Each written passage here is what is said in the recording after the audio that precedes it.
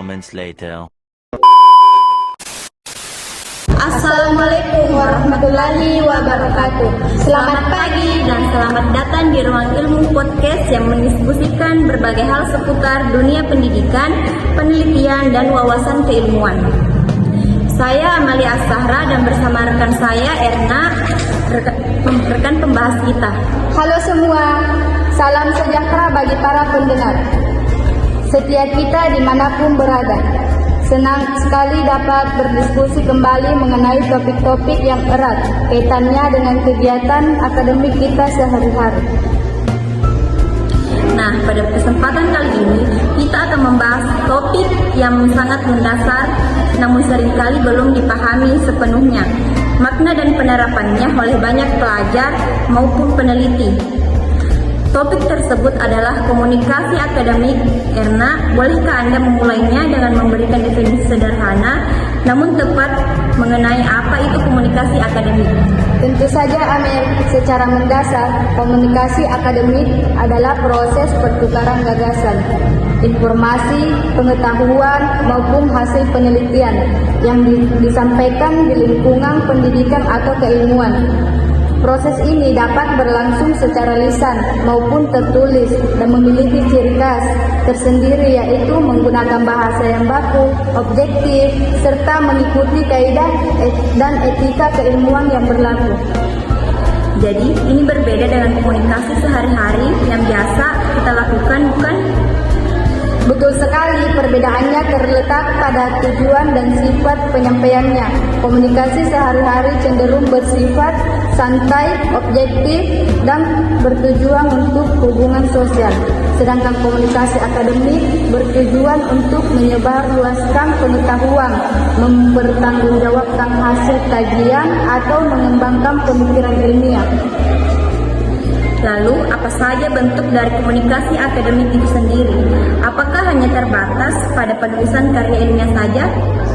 Tidak hanya itu, Amel. Komunikasi akademik memiliki dua bentuk utama, yaitu tertulis dan lisan. Bentuk tertulis meliputi makalah, artikel jurnal, laporan penelitian, skripsi, tesis, disertai hingga buku ajar. Sedangkan bentuk lisan dapat kita temui dalam kegiatan seminar, diskusi kelompok, sidang ujian, presentasi hasil penelitian, atau simposium ilmiah. Menarik sekali penjelasan Anda.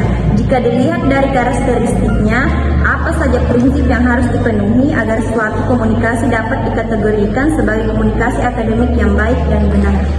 Ada beberapa prinsip utama yang wajib diperhatikan. Yang pertama adalah keobjektifan, artinya gagasan yang disampaikan harus didasarkan pada fakta, data, teori yang ada, bukan semata-mata berdasarkan pendapat pribadi atau perasaan subjektif. Kedua adalah kejelasan bahasa yang digunakan harus lugas, tidak bermakna ganda, dan sistematis, agar pesona yang disampaikan dapat diterima dan dipahami oleh penerima pesan. Apakah pengguna bahasa baku juga termasuk di dalamnya? Sangat tepat, itu adalah poin ketiga, yaitu kepatuhan terhadap kaidah kebahasaan. Komunikasi akademik wajib menggunakan ragam bahan ilmiah yang baku sesuai dengan kaidah ejaan dan tata bahasa yang berlaku. Penggunaan istilah teknis pun harus konsisten dan dipahami maknanya secukup umum dalam bidang keilmuan tersebut. Selain itu, ada satu hal yang lagi yang sangat penting, yaitu prinsip etika dan tanggung jawab. Setiap informasi yang diambil dari pendapat orang lain wajib dicantumkan sumbernya untuk menghargai karya orang lain dan menghindari tindakan plagiat. Itu poin yang sangat krusial. Tanpa mengutip sumber, maka komunikasi tersebut kehilangan nilai ilmiahnya. Benar sekali, sumber rujukan menjadi validasi dan keandalan informasi yang kita sampaikan. Lantas, mengapa penguasaan komunikasi akademik ini dianggap sangat penting bagi mahasiswa, peneliti, maupun para akademis?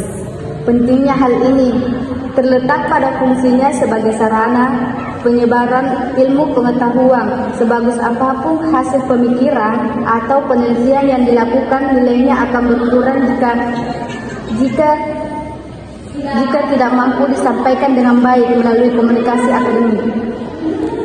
Jadi bisa dikatakan bahwa kemampuan berkomunikasi secara akademik adalah jembatan antara peneliti dan masyarakat ilmiah yang lebih luas.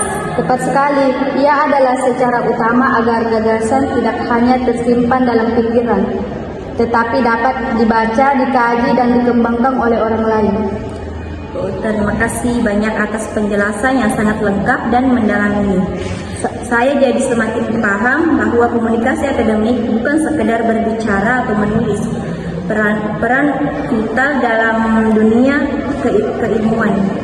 Sama-sama, semoga pembahasan ini dapat menjadi bekal bagi para pendengar untuk lebih teliti dan cermat dalam berkomunikasi di lingkungan akademik.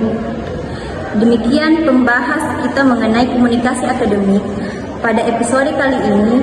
Terima kasih telah menyimak Ruang Ilmu Podcast. Sampai jumpa kembali di dalam diskusi-diskusi bermanfaat berikutnya. Selamat beraktivitas.